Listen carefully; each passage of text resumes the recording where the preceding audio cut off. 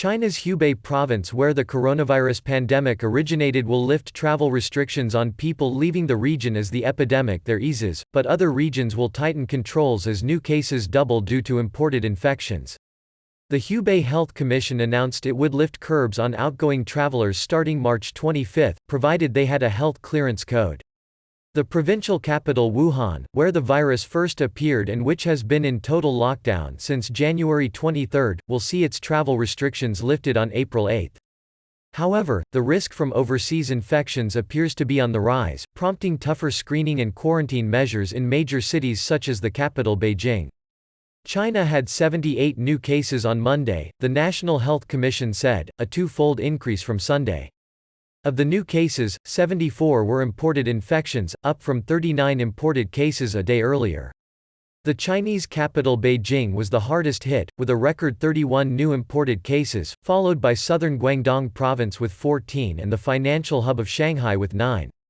The total number of imported cases stood at 427 as of Monday. Only 4 new cases were local transmissions. One was in Wuhan, which had not reported a new infection in 5 days.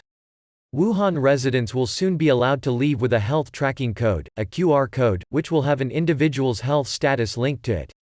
In other parts of the country, authorities have continued to impose tougher screening and quarantine and have diverted international flights from Beijing to other Chinese cities, but that has not stemmed the influx of Chinese nationals, many of whom are students returning home from virus-hit countries. Beijing's city government tightened quarantine rules for individuals arriving from overseas, saying on Tuesday that everyone entering the city will be subject to centralized quarantine and health checks. B9N2AR01N, the southern city of Shenzhen, said on Tuesday it will test all arrivals and the Chinese territory of Macau will ban visitors from the mainland, Hong Kong and Taiwan. The number of local infections from overseas arrivals, the first of which was reported in the southern travel hub of Guangzhou on Saturday, remains very small. On Monday, Beijing saw its first case of a local person being infected by an international traveler arriving in China. Shanghai reported a similar case, bringing the total number of such infections to 3 so far. The rise in imported cases and the lifting of restrictions in some cities to allow people to return to work and kickstart the battered Chinese economy has raised concerns of a second wave of infections. A private survey on Tuesday suggested that a 10 to 11% contraction in first quarter gross domestic product in the world's second-largest economy is not unreasonable.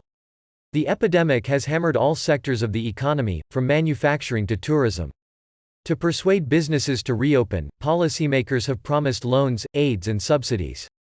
In the impoverished province of Gansu, government officials are each required to spend at least 200 yuan ($28.25) a week to spur the recovery of the local catering industry.